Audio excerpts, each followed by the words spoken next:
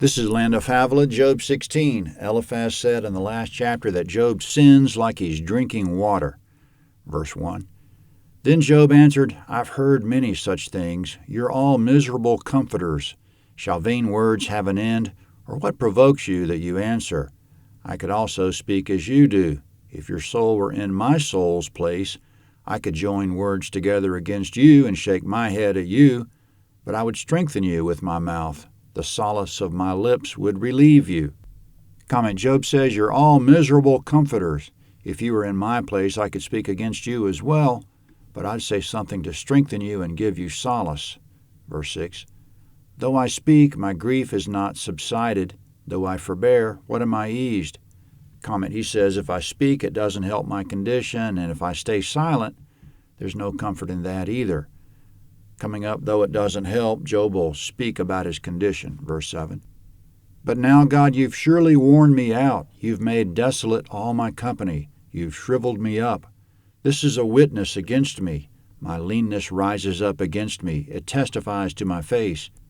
Comment, still speaking of God, Job says, verse 9, He's torn me in his wrath and persecuted me. He's gnashed on me with his teeth.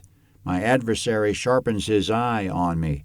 They've gaped on me with their mouth. They've struck me on the cheek reproachfully. They gather themselves together against me. God delivers me to the ungodly and casts me into the hands of the wicked. Comment in verse 7, the statement that God has made desolate all my company has also translated, you've destroyed my family. It's a reminder that Job's still mourning over his sons and daughters being destroyed.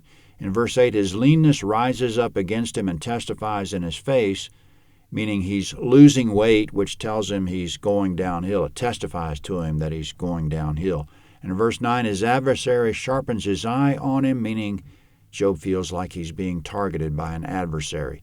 Still speaking of God, he says, verse 12, I was at ease and he broke me apart. Yes, he's taken me by the neck and dashed me to pieces. He's also set me up for his target. His archers surround me. He splits my kidneys apart and does not spare. He pours out my gall on the ground. He breaks me with breach on breach. He runs on me like a giant. Comment, he says God's overwhelming him with unrelenting harm and miseries. Verse 15. I've sewed sackcloth on my skin and have thrust my horn in the dust. My face is red with weeping. Deep darkness is on my eyelids. Although there's no violence in my hands and my prayer is pure. Comment in verse 15, it says, I've sewed sackcloth on my skin. He's not wearing actual sackcloth as far as we know. Probably a figure of speech that he's putting on an attitude of permanent hopelessness. He says, I've thrust my horn in the dust, meaning I've thrown in the towel, I've given up. In verse 17, all this has come on him even though he's done no violence and his prayers are pure, meaning sincere and they're from a clean heart. Verse 18.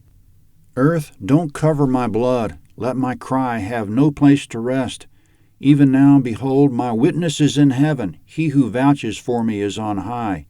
My friends scoff at me. My eyes pour out tears to God that he would maintain the right of a man with God, of a son of man with his neighbor.